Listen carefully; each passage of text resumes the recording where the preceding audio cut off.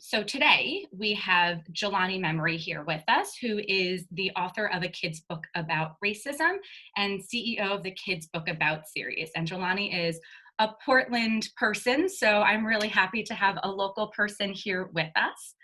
And this PD came about because one of the teachers on our teacher advisory board said, Amanda, I actually went to high school with him. I can connect you. And I said, Sarah, that would be amazing. Thank you so much. So I share that because if you have PDs that you're like, I think I know somebody and I would love OJMCHE to host it, please reach out to us. We will be more than happy to connect with them. So today, Jelani will be speaking specifically about himself, the entire series, but also about 3 of the topics within that series. So a kid's book about racism, a kid's book about shame, and a kid's book about empathy. And when I was talking with Jelani in our pre-session meetings, I chose these 3 topics because they're foundational to teaching about the Holocaust. And Senate Bill 664 was crafted. I crafted a majority of the content for the bill. It gives students an opportunity to learn about genocide at multiple points throughout their K-12 history. So unlike other states where it's specifically middle school and high school, we wanted to make this a K-12 mandate because there's so much foundational work to be done in elementary school. So as elementary school teachers, I know that it's not necessarily your role to teach about the most gruesome and horrific aspects of the Holocaust. We don't want to traumatize our students, but rather to prepare them to understand the complexity of human behavior. Genocide and acts of mass violence did not only occur in Europe 75 years ago. They've happened here in the US and continue to happen elsewhere. Further, genocide doesn't just happen overnight or in a vacuum. Acts of bias lead to discrimination and further escalate to violence, which can ultimately end in genocide. So we must teach students to recognize acts of bias and discrimination, as well as how to confront and mitigate them. So for this reason, Senate Bill 664 specifically has students learn about the history of discrimination in this state. So 4th grade teachers, I am looking at you. I know state history is 4th grade, but obviously this will apply to all elementary school. Since Oregon was the only state to be admitted into the Union as a whites-only state, there is no denying that our state and its founding is rooted in racism. And learning about racism comes with big emotions, something that I think is so imperative to exploring in elementary school. When students learn about the harmful things that people did, they may identify with the perpetrator or the people who have been victimized. They may feel shame, and shame is different than guilt. Brene Brown, love her podcast, has said the following about shame and guilt. So she said, I believe that guilt is adaptive and helpful. It's holding something we've done or failed to do against our values and feeling psychological discomfort. I define shame as the intensely painful feeling or experience of believing that we are flawed and therefore unworthy of love and belonging. That something we've experienced, done, or failed to do makes us unworthy of connection. I don't believe shame is helpful or productive. In fact, I think shame is much more likely to be the source of destructive, hurtful behavior than the solution or cure. I think that the fear of disconnection can make us dangerous. So obviously we don't want our students to feel or experience shame when learning about hard histories. In fact, one of the goals of Holocaust education is to encourage empathy, the ability to share, recognize, and understand the thoughts and feelings of another person. And empathy is often taught as simply putting yourself in somebody else's shoes, but sometimes that does not square with a trauma-informed approach to education. So I want to make this very, very clear. One of the biggest mistakes I've seen in in Holocaust education is when teachers ask students when teachers ask students to imagine being the victim. So imagine what it was like to be an enslaved person. Imagine what it was like to be forcefully separated from your parents. Imagine what it was like to have 15 minutes to pack all of your belongings, to be squished in a cattle car, or to be perpetually hungry for weeks, months, or years. For some children, they know those feelings all too well. And for others, it's absolutely impossible to comprehend those feelings.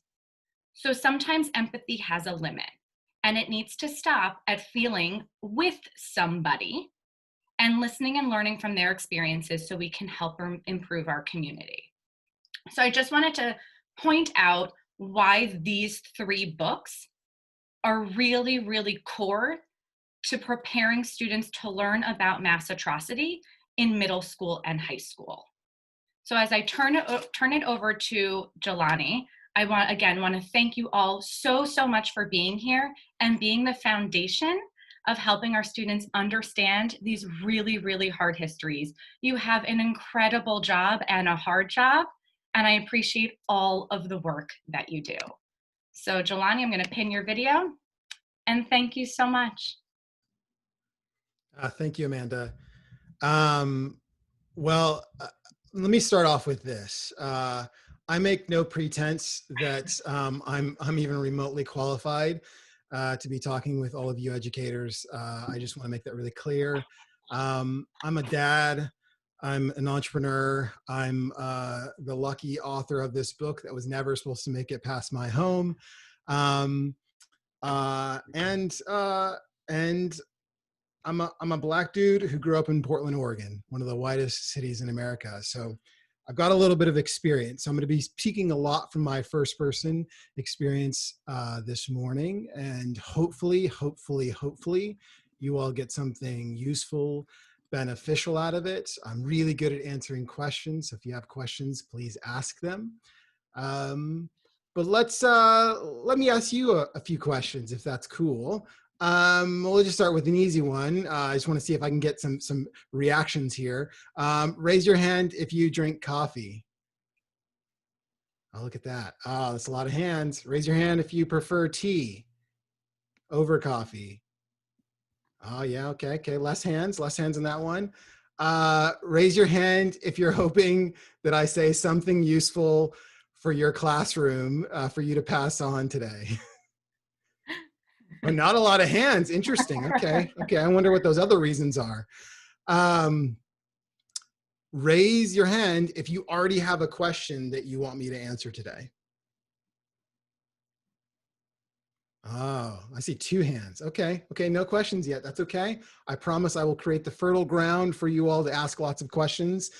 Here's where I want to start. I'll start with my journey in writing a kid's book about racism, and then my impetus in starting the company around it, and then a little bit about sort of how we think about kids, how we think about books, how we think about starting those hard conversations.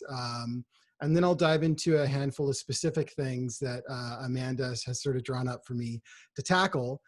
And then hopefully all you who didn't raise your hands will have plenty of questions by that point. Is that cool? Cool. I see heads nodding, thumbs up. Love it. So born and raised in Portland, Oregon. I'm a hometown kid, went to Capitol Hill grade school, went to Jackson Middle School, went to Wilson High School, went to Multnomah University. So I've done all of my education here. And I could probably count on my hands the number of times that we talked about racism in a classroom ever. I was often one of maybe 3 or 4 Black students at any school that I ever went to here in Portland, and often the only kid of color in a classroom. And so there was always this negotiation for me of whether to make my race a thing, not a thing, to talk about it, to not talk about it. Believe it or not, Black History Month was always a really tough month, because all of a sudden that was like, wasn't that you had a target on your back. It was all of a sudden a permissible thing to sort of freely and openly talk about one's race, and not always in a positive way. Dad left when I was 4. Mom raised us by herself. She was remarkable, worked nights as a nurse, and then during the day, took us kids to school, made lunches, drove us to 3 sports year round. I don't know how she did it, but she did it. You know, all of that left me to fend for myself a little bit from a parenting perspective. I can tell you my parents didn't talk to me about anything growing up. And when I say anything, I mean anything. We didn't have the when should you date girls conversation, how does sex work, should you or should you not do drugs. The only education I got on that front was from DARE. And I think it actually worked, maybe. We'll see, I don't know. But needless to say, I grew up in a culture in my family where we did not have hard conversations. We avoided them at all costs.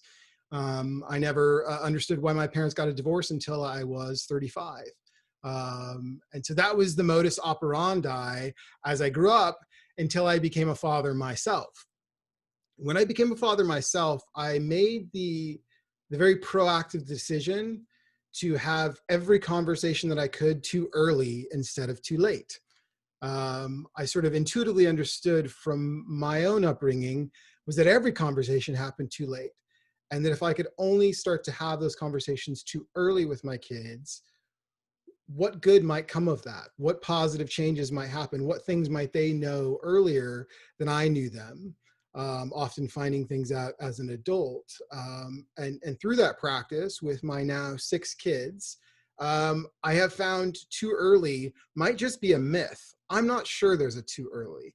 I'll get to some caveats around that. But I think, I hope, I believe that we as grown-ups often underestimate kids. And we think that they are not ready what they are remarkably ready for because we impose our own fears, our own insecurities upon them, fearing that somehow this information might break them or hurt them or ruin their innocence. And I think through the endeavor of starting this kids book company, I continue to be proved wrong again and again and again. Again, I will get to the caveats around that. But that's a core driving belief for me as a father and now as the CEO of this company. So how did it all get started? I was running a company called Circle back in 2018, startup, parental controls. I'm sure some of your families use them. I was a chief product officer and co-founder at the time. I'd been building the company for 5 years, was tired, was burned out, was ready for something new. And one thing I had always wanted to do as mostly a non-reader as a kid, but as an adult, a huge reader, was to write a book someday. I'm sure everyone here is like, you know, raise your hand if you've ever wanted to write a book. I'm seeing a couple hands, come on, tell the truth. I'd always wanted to write a book and I wanted to write one that summer. And I realized the only thing that I was going to be able to do that summer was to write a kid's book. So when it came down to me deciding what that topic was going to be about, I was thinking of my kids. My 5 kids at the time, my 1 kid on the way. And I was really thinking about my 1 kid on the way, knowing that racially, he was going to look a lot like me, which meant that he was going to have to explain himself all the time. Where are you from? What's that name from? No, where are you actually from? You know, is one of your parents black? Is one of them white? You know, when I travel, it's amazing where people think I'm from.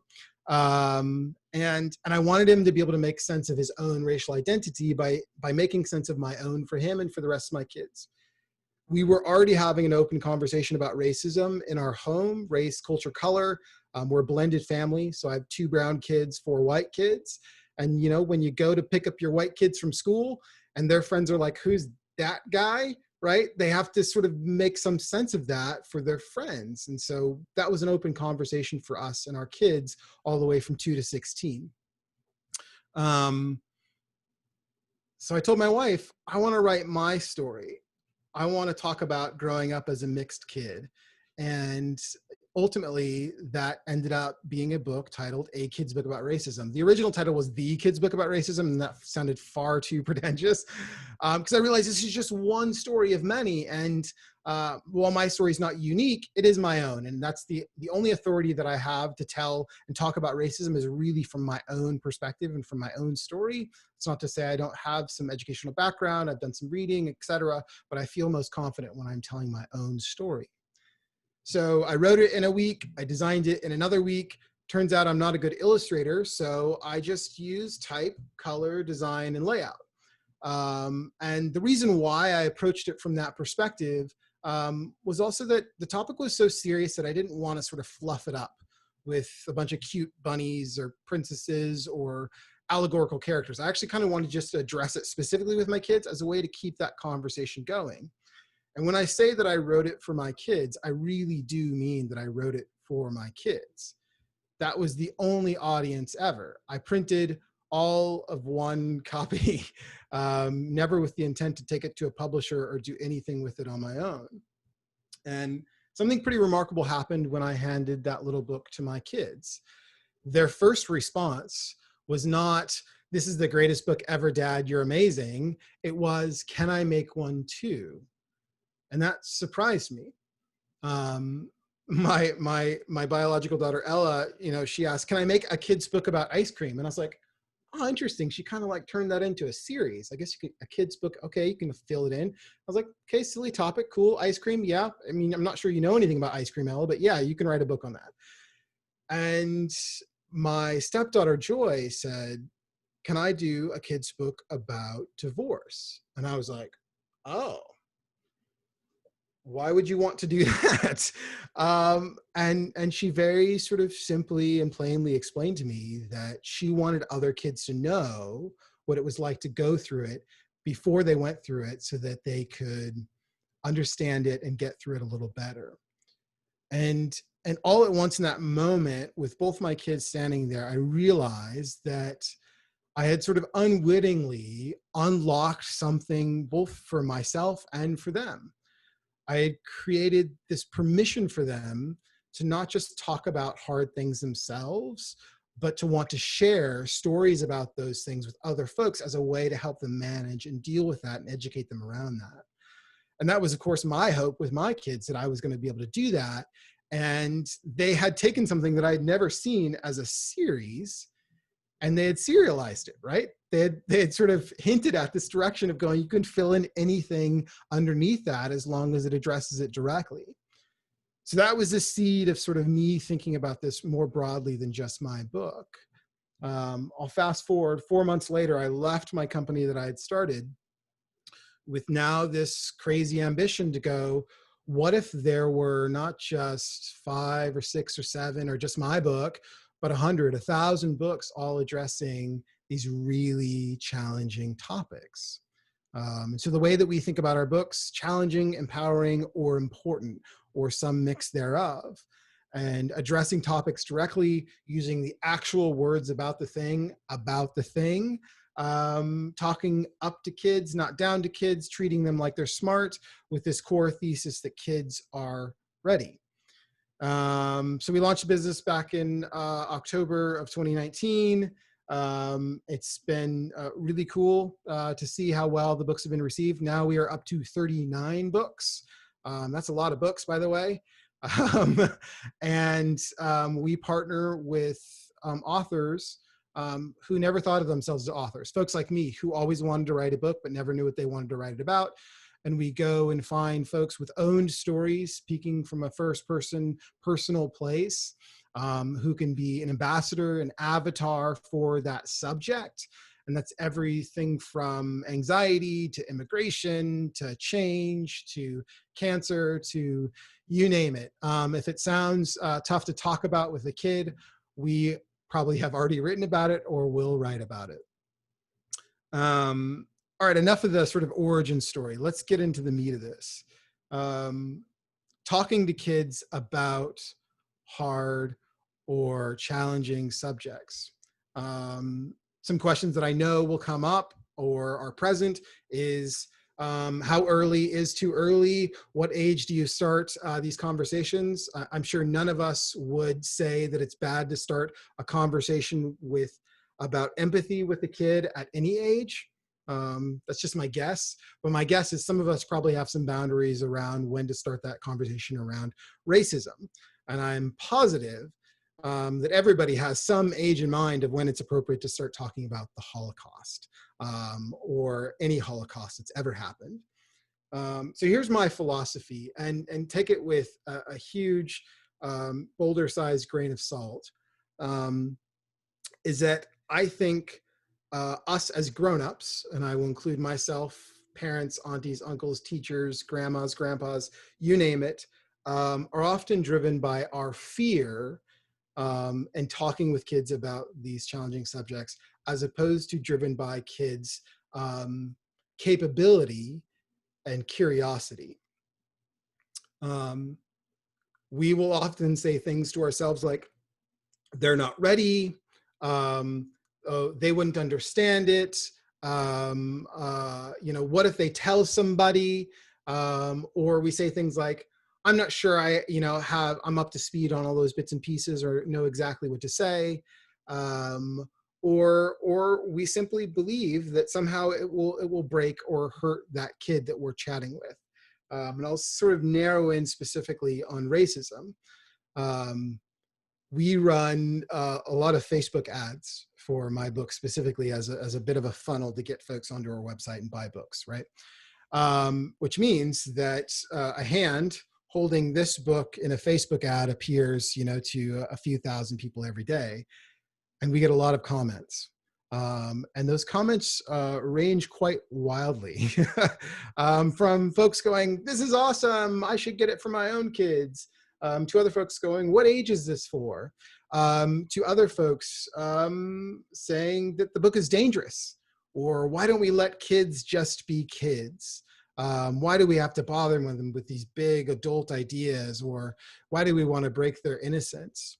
And I would assume that some folks are somewhere on the spectrum there. Okay. And I don't necessarily want to make any judgments of what is right or wrong necessarily, other than, again, to give you my experience. And my experience is guess what? Is that kids are already talking about this stuff. They're already talking about it. I don't care what topic it is. We just did a book on gender. We're really excited to do one on school violence. Obviously, we've done this one on racism. We've done on white privilege, systemic racism. I can tell you, maybe the kids don't have the exact words, but they are often already having this conversation. They're either having it with their siblings, they're having it with their classmates, or they're having it with themselves. And I think that's the most frequent. They are thinking about these things. They're curious about them. And what happens is they bring them up to the adult in their life, whether they do in the classroom, right, at the most inopportune time where you don't have the time to address it, or they bring it up to a parent at the grocery store or while they're watching the news. And what typically happens, in most cases, is parents either don't want to take the time to address the question, or they actively sort of tamp down sort of that curiosity and that capability that the kid's showing to want to talk about it by pushing it off, right? By saying, we don't talk about that, or that's not polite, or let's bring it up another time, or we'll talk about it tomorrow, which is code for we'll never talk about it, right? We all know that. Or, I'll tell you when you're older, which again is code for I'm never going to bring this back up again. I hope you don't either. And so the questions I find that come most from kids about race is, they'll have a framework in their head, but they'll want to find what the language is to make sense of that framework. So why are people different colors? What does it mean if you're a different color? Where is that person from because they're a different color? Are people who are that color bad? And what they're trying to do is, obviously, they're trying to work out their own sense of identifying racial identity. Now, that most typically is going to happen with white kids a little later than it is going to happen with Black and brown kids. Black and brown kids are going to start to make sense of their race very early on, because that's going to be imposed upon them. They're going to be sort of identified and categorized very, very early on. So for kids of color, race becomes salient, at least from a cognitive level. And again, this is just from my little bit of research, but also from practice and seeing it in kids very early on. So at 3, 4, and 5, they're able to discuss it, to talk about it, to be aware of it. For white kids, that comes a little bit later. And even case in point, for my own white children, they won't think of themselves in racial terms, right? They're I'm white. Like, what do you mean I'm a color? But for kids, I think it's so important that we start these conversations early. And specifically around conversation like racism, and wrapping that in conversations around, I think, shame and empathy, which I'll get there. I think 5, 6, and 7 are great points to start in terms of a specific conversation around racism.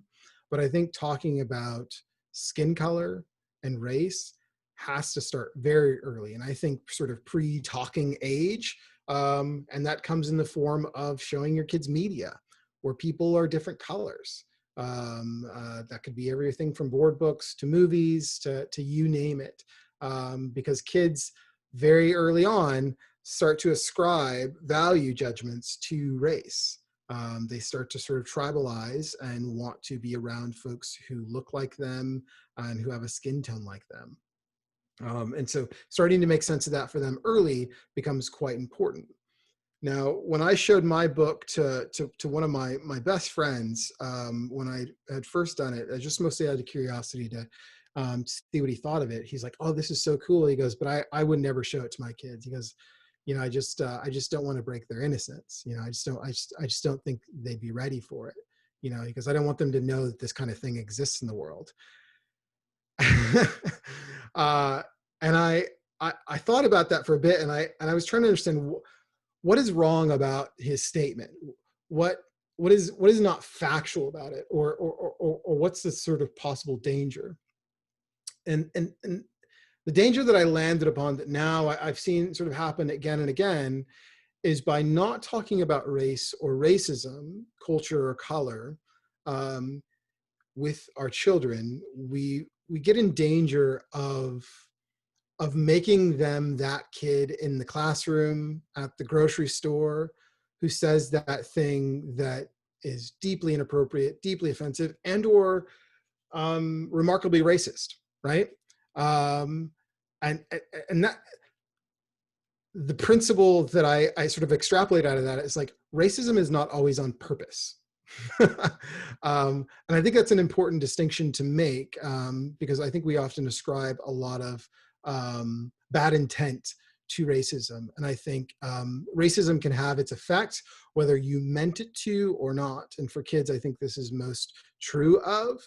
And by not talking to them about it, I think we run the risk of making them perpetrators of racism, as opposed to actively anti-racist, or at least being aware of their own behavior. But I digress. This is like way off the beaten path. Let's talk about shame, empathy, and racism, and their sort of mix in talking about the Holocaust. Now, I will be the first to raise my hand and say, I am not an expert about talking about the Holocaust. I don't want to pretend to be. For those questions, go talk to Amanda. She will do a much better job. But the way that we've thought about our books is there are macro conversations and micro conversations, specific ones, more general ones, but we hope that they play nicely together to help grown-ups have these meaningful conversations with kids. And I think Amanda was very astute to pick these 3 books out as ways to sort of foster this environment where having these building blocks makes talking about the Holocaust much easier. So we've already talked about racism pretty ad nauseum. Obviously, you all have access to the free ebook. It's also on YouTube, so you can just watch it there. It's meant to be a conversation starter, not a conversation ender. It's that introduction into talking about race. Hopefully that springboards into many, many questions. But our book on empathy really tackles the difference between empathy and sympathy, what it likes to, meaning instead of feeling for somebody, you ought to feel with them. Sympathy being feeling for somebody, and empathy feeling with them. And I think Amanda made a really good point up front, which is this isn't about walk a mile in somebody's shoes. Imagine yourself in that situation. I do think it incorporates trying to imagine what they might be feeling, not what you might feel in that situation, if that makes sense. And then again, trying to feel with them. And that comes in the form of questions. Our author, Darren Brown, I think was really smart in saying, you know, empathy often looks like more question marks and less periods. Um, so saying things like, how did that make you feel? Or what was that like? Or why did that happen? Um, is a language of empathy that serves us, I think, quite well, and avoids us saying, you know, I'm so sorry that happened. Let me tell you about a thing that happened to me, which is sympathy. Our shame book, you know, this was a tough book to write, and it acts as maybe our only illustrated book up to date. Um, and I don't think I had sort of clarified my own views of shame before the book. But I realized in the midst of making it, and I can talk a little bit about how we make our books if that's interesting to folks, but in making it with the author, I realized how prevalent it was in my life, but also how prevalent it was in most of our lives. That all of us have those places, those memories, those ideas that we attach a lot of shame to.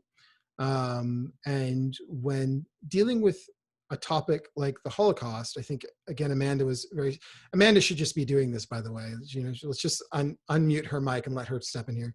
You know, she was very smart in pinpointing that often when we address something like the Holocaust, we can feel like we identify with the victim, or we identify with the perpetrator, or with the sort of bystander, right? And identifying with either the bystander or the perpetrator can often lead to a lot of feelings of shame. I would also say that identifying with the victim can also lead to a lot of feelings of shame.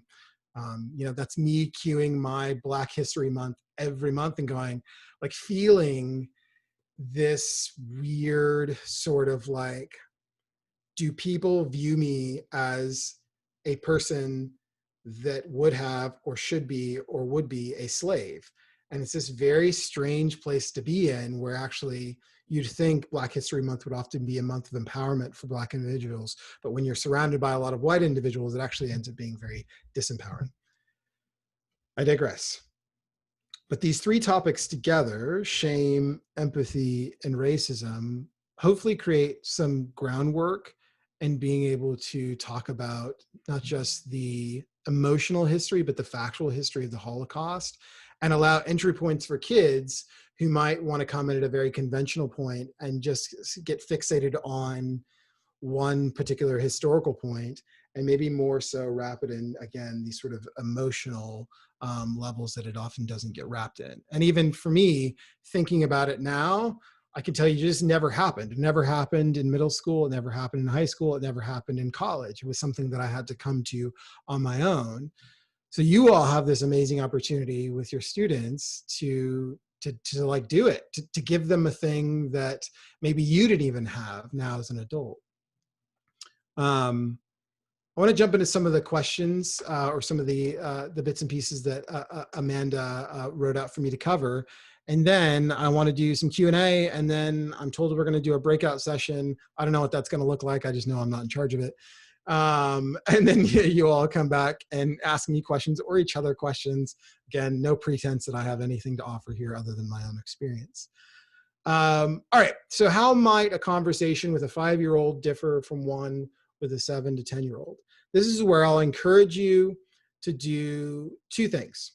One is set aside your fear, either as a white person, often a lot of fear associated with talking about race or racism, or as a person who's just afraid to talk about racism. Just try and set as much of that aside as you can, and don't impose that upon the kids in your classroom, because I can tell you, they're not afraid to talk about it. They're just not. They're really, really not. And then I want you to do another thing. and this is going to sound really slightly patronizing, is just put your thinking cap on. Just like understand where that kid might be at and what they're likely to understand and what they're likely not to understand. And you all as educators should know that better than anybody, far better than me. We talk about racism in my home all the time, especially with this election. We talk about it a lot. And that conversation looks different for each of my kids. Could I pinpoint the ways in which it's fundamentally different? That would be a little more challenging. But just as I address the different things with my kids at different stages, you all with your students, again, put your thinking caps on and go, what makes sense to address for them for here? Not so much as a what will they understand, but go, what from a foundational bedrock standpoint can I attach on to make sense of this for them if it's a new concept, right? And then the sort of the third thing, if I can add one more on, is let them ask questions, is let them sort of do most of the talking. Because here's the thing, I think kids are already poking at these things and they actively are shut down by adults. And so if you can get them prompted in some of the right directions to start asking questions, you might find that the conversation is led in a really interesting direction. And letting it be kid-led ends up keeping it in a place where I think it's really safe for them, where they might be out of their comfort zone, but they are also playing in a zone of understanding, of grabbing off of things they understand and sort of launching off of those things. I think a lot can happen there. And as I think about back into my sort of grade school, middle school, never did that happen. It was just not a thing. To have an open conversation about race or racism, an environment where kids could ask questions and that could be sort of safely moderated by a grown-up. All right, moving on. How do I begin to enter into a conversation around a challenging topic? Oh, good. Amanda's offered me some notes here. That's really helpful. Okay, cool. Let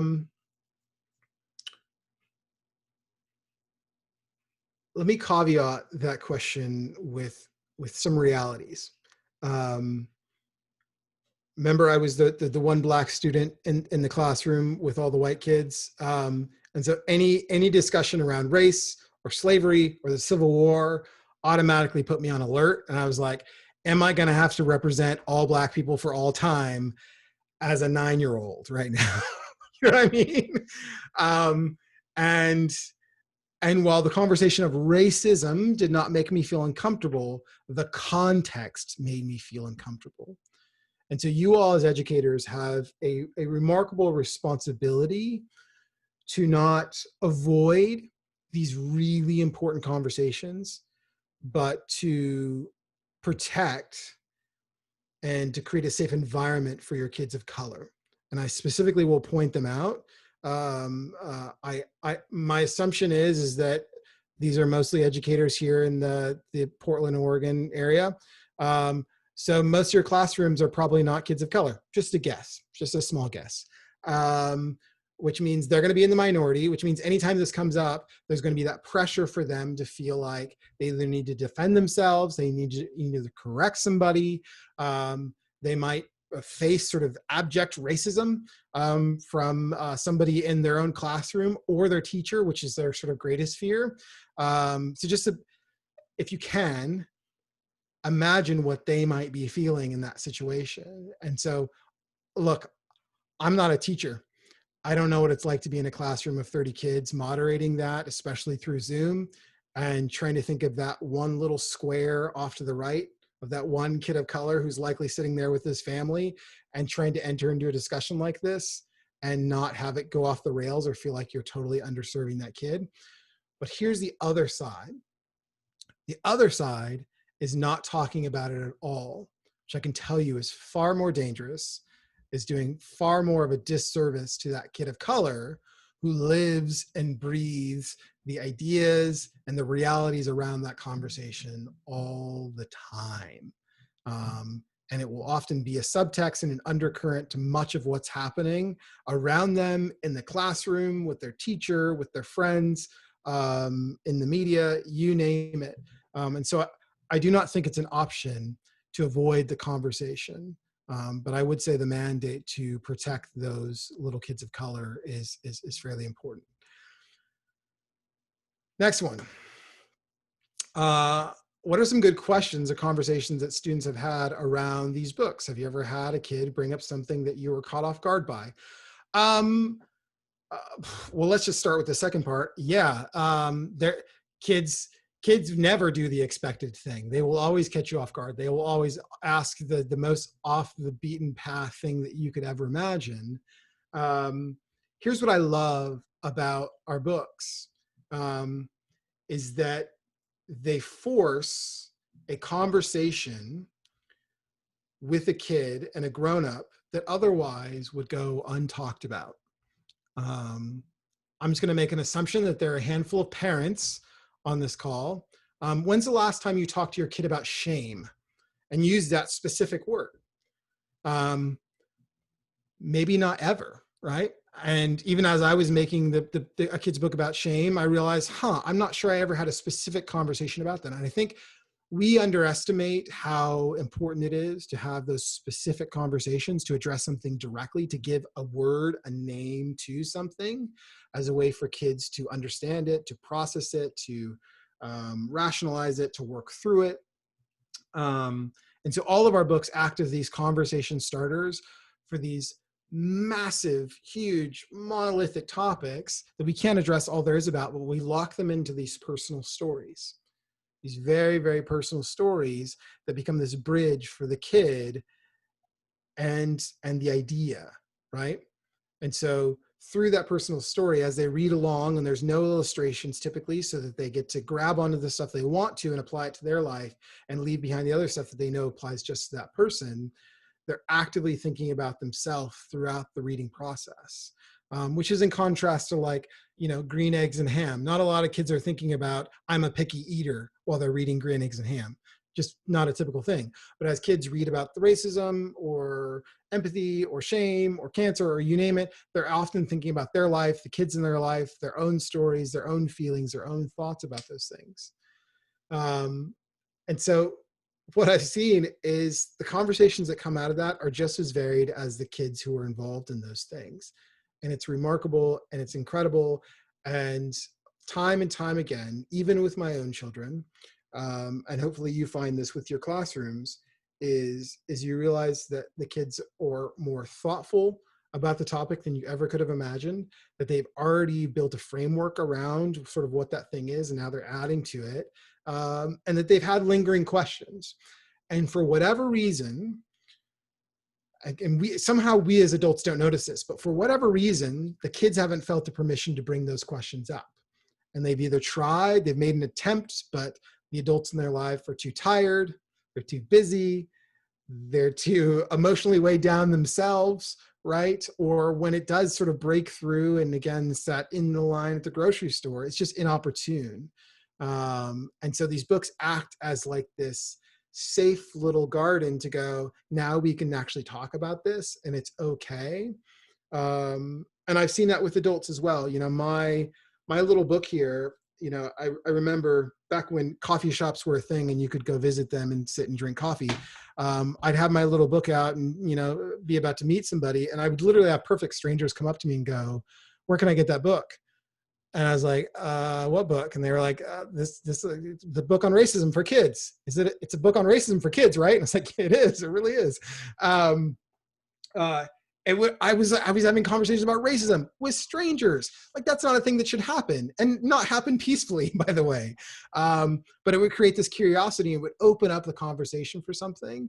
And so I think part of that is creating these vehicles of permission for kids to be able to talk about something, and then letting their questions take the conversation away and not being afraid of it sort of going off the rails. And again, you are the educators. I'm just some guy who wrote a book.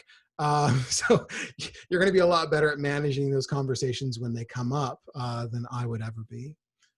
And then I want to be cognizant of time. Amanda, I can see you giving me signals, time signals. Do we want to jump into Q&A? Have I bored everybody long enough here?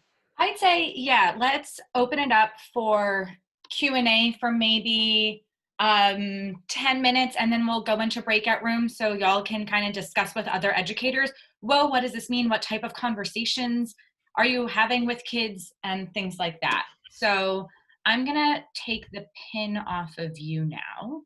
I'm like, if I'm able to do this, I know I am. Hold on, I'm figuring it out. Unpin video, there we go. All right, so if you have a question, you can either put it in the chat, or if you wanna raise your hand in the participants thing, I can call on you.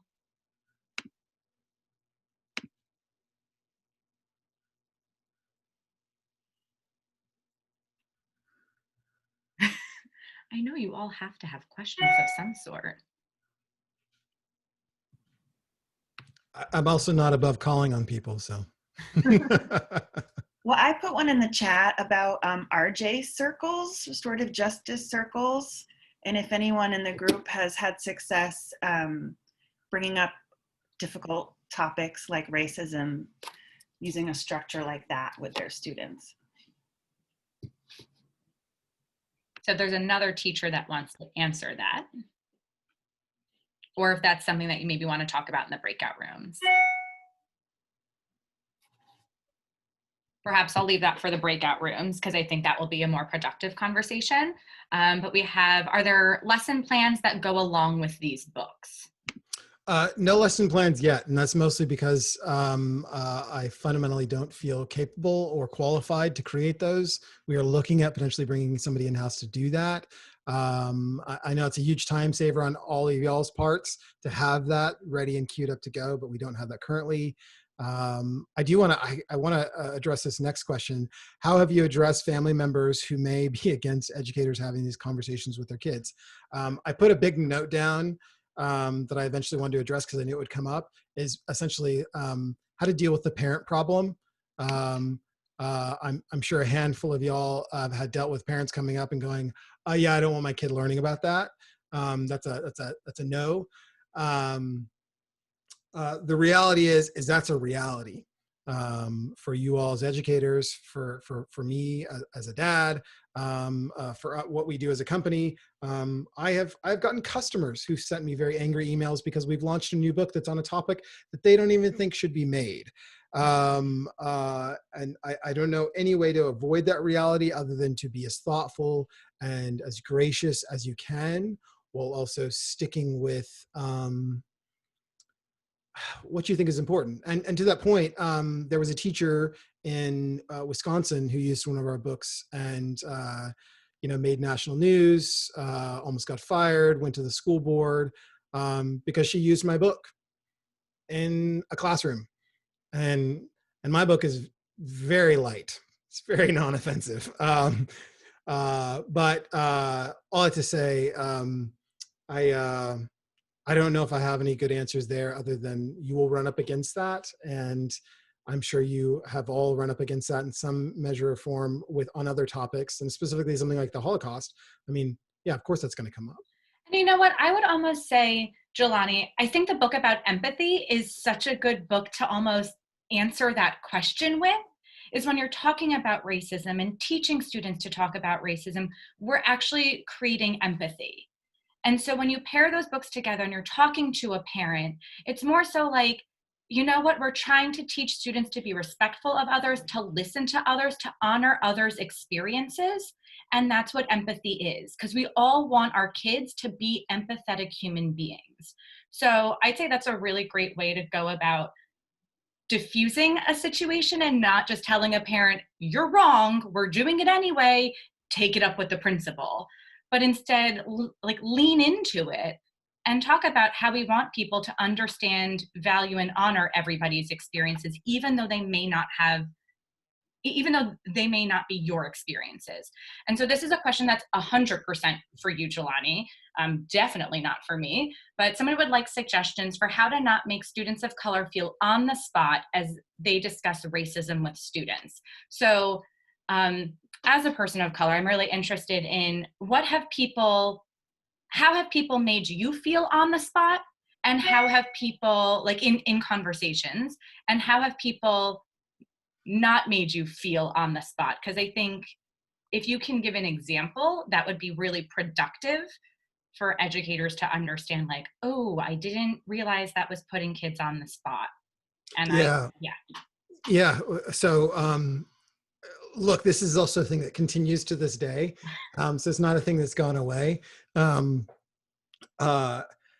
Being put on the spot looks like this. Having one kid of color in the class, so having one Black kid, and a conversation about racism or Black Lives Matter or slavery comes up, and you call in the one Black kid to talk about how it makes them feel, what their thoughts and feelings are about it, or maybe even dive more specifically and go,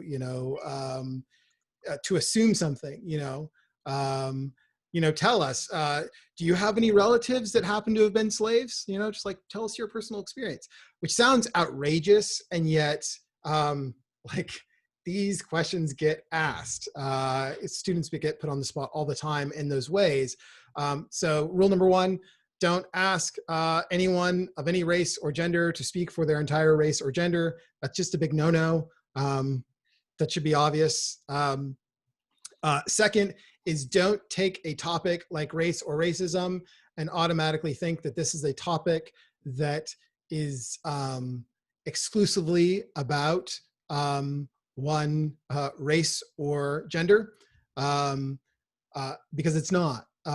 And so to that point, I would say ways to unwind that and to practically in the classroom what you do if you have a couple kids of color, is one, to, I think, address the elephant in the room, which is either your own racial makeup and the discussion around race and your own biases that you may bring to it or that might historically be brought to it, as well as is including everybody in the conversation. And this is my long way of saying, like, be able to call on white kids to talk about their whiteness just as actively as you feel like you're able to call on Black kids to talk about their Blackness. Because again, that point I think is so important, that when we talk about race, we typically think about it, or I was brought up that it was not something that I had, it's something that other people had. And Blackness is nothing without whiteness. And to teach students that whiteness exists as well, and there's this construct of whiteness. And again, you're not going to necessarily get into those heavy duty topics, but that race, everybody, it's made up, but it's something that everybody has, not just some people. Yeah. So I want to get into breakout groups, and then I'll come back, and I know that some people still have more questions, so we can come back and address those. As you go into your breakout groups, I want you to think about the power of a KWL chart and how that could help you with your students. So before you even get into any of these books, what do you know about race? Where have you heard it? What does it mean to you? And then in my teaching, I always try to inspire more questions after the lesson and not just say, great, we finished it, you've now learned everything. So I've added a Q at the end. So for KWLQ, so after you've learned, what other questions do you have now after learning? And that will further inspire kids to be like, great, I talked about race. It doesn't mean I know everything about race. It means that I have more questions now that I have more knowledge. So in your breakout groups, I really encourage you to think about, how are you introducing these topics with kids? What questions do you want kids to think about? What examples do you want to bring up? What are you afraid of with other teachers? Because these are the people who understand you, who are going to teach it alongside with you. And know that us at the museum are always here to help with that. We run a whole bunch of beginner anti-racism PDs. So I understand that I'm, again, a white cisgendered woman, so I don't have all of the experiences, but I do offer like foundational, very beginning anti-racism PDs. So I will split all of you into breakout groups now. And there are 55, so I'm going to do 10 breakout groups. With about 5 to 6 of you in a room, I'm going to give you all about 12, 15 minutes in your group. So hopefully you'll have some good conversations, and then we'll come back at the end and answer any more questions that you have. Sound good? All right.